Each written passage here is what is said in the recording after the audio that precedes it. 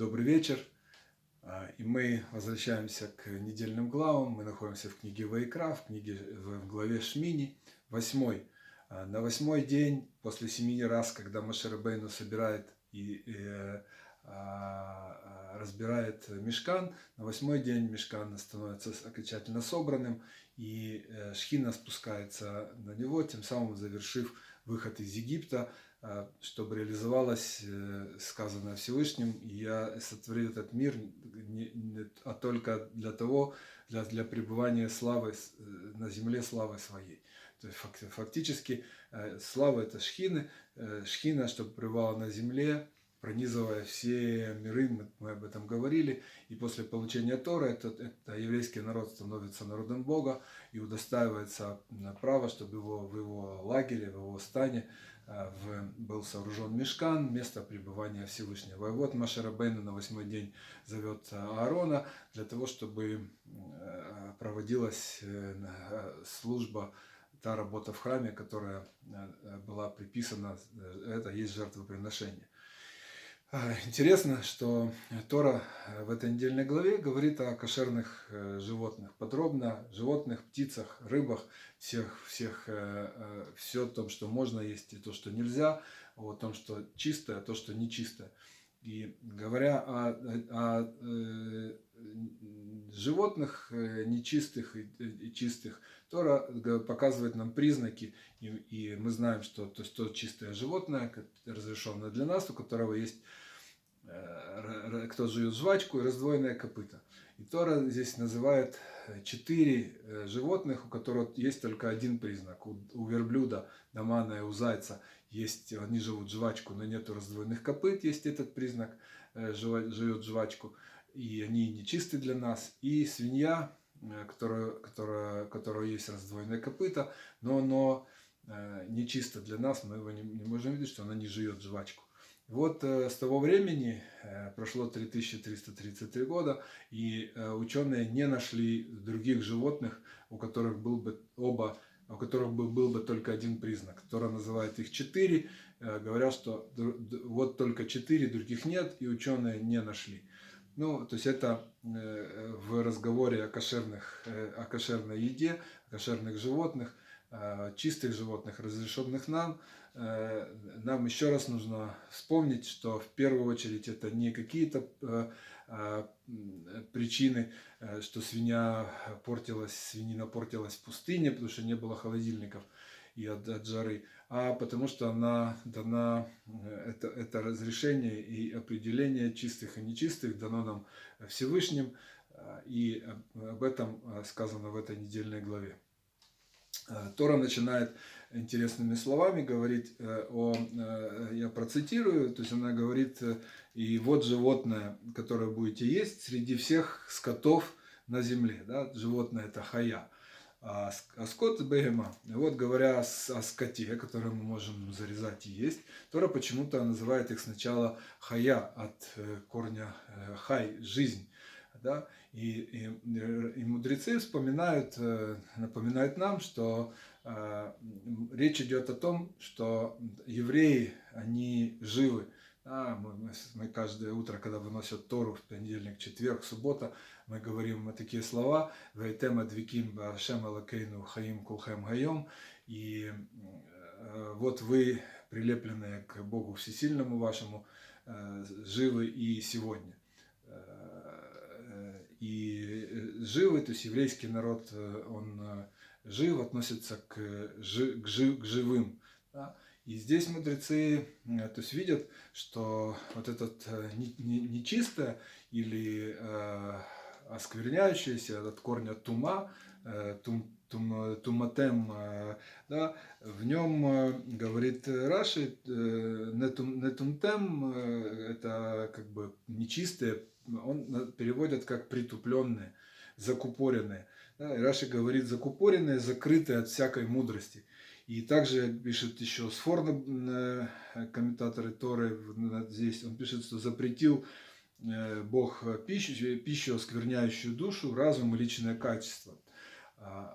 Оскверняющие, то есть туматем, не тумтем, И Рамбан тоже говорит, что здесь намек на то, что чтобы мы были чистой душой и мудрые, и разумели истину.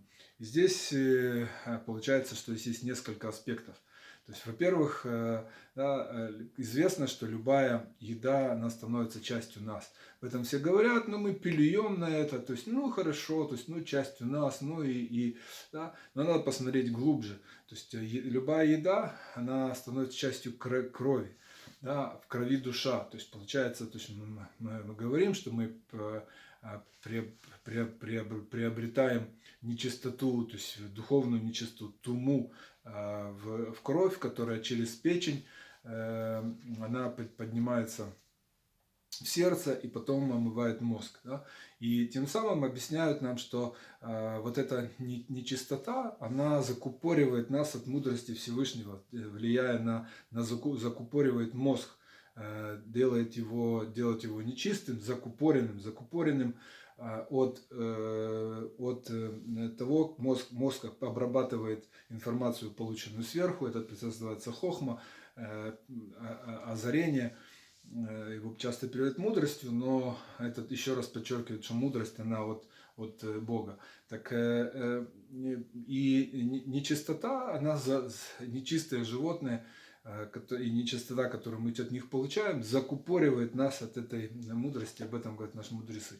И с другой стороны, нефеш, это, которая в печени, это животная душа, или витальная, ее называют, потому что она обеспечивает процессы жизнедеятельности, процессы жизни.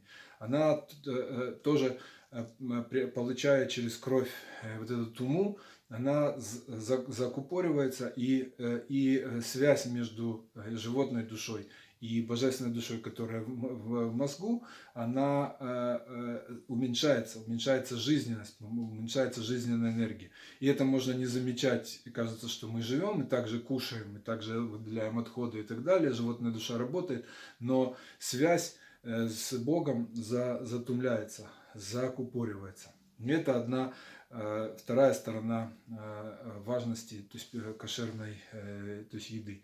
И еще надо вспомнить, что две стороны друг напротив друга создал Бог, со стороны святости и сторону нечистоты, опять же, тумы. Да? И это мы вспоминали, когда говорили о 70 душах сынов Якова, детей Якова, которые вошли в Израиль. Почему 70? Потому что это было напротив 70 народов, на которые разделил Всевышний народы на Вавилонской башне. И мы говорили, что это нечистота, святость напротив нечистоты, там тоже, то есть 70 душ Якова, святости напротив 70 народов нечистоты. То есть народы мира относятся к стороне нечистоты. И также и в животных есть чистые животные со стороны святости, и есть нечистые тумные животные для нас, которые относятся к стороне чистоты. И так и пишет в Зор, в базовой книге Каббалы, на главу Шмини, сказал Раби Элазар: вот животное, которое будете есть от всякого скота, здесь всех тех, кто держится за сторону святости, разрешено вам, а всех, кто проходит не от святости, запрещено есть, поскольку эти животные происходят со стороны нечистой стороны, ситра ахра, так называемая. То есть, да, и, естественно, это сторона зла, и, естественно, это зло закупоривает нас, как мы говорили выше, только уже надо смотреть со стороны святости, от связи со Всевышним, от той святости, да, которую мы должны приобретать и иметь, потому что сказано: «Святы будьте, ибо я свят», мы будем это читать впереди, говорит нам Бог. И святый – это отделенный, да, святой, отделенный. Это означает: будьте, так как я отделен, так и будьте вы отделенные от других народов, говорит нам Бог. И вот вам еда, животные, которые вы будете брать себе в пищу, отделенные, да, чистые, да, которые со стороны святости. А есть остальные животные, они созданы со стороны нечистоты и тумы. И, естественно, и еще этой стороны влияют на нас. И вот получается несколько аспектов. Во-первых, это восприятие мудрости, это принимание работа мозга, ее воспринимание влияния Всевышнего. Второе – это жизненность, которую мы получаем от Всевышнего, которая тоже закупоривается, связь с животной душой. И еще один аспект – это аспект святости и тумы, нечистоты, да, которую мы приобретаем, или святость, или нечистоту, употребляя в пищу те или иные виды животных. Конечно, выберите жизнь, говорит нам Бог перед Рош ха-Шана, мы читаем эти слова, да, оставайтесь в составе живых, а не в составе мертвых и при жизни. Хорошего вечера, правильного выбора, остаемся в поисках смысла. Браха ве ацлаха.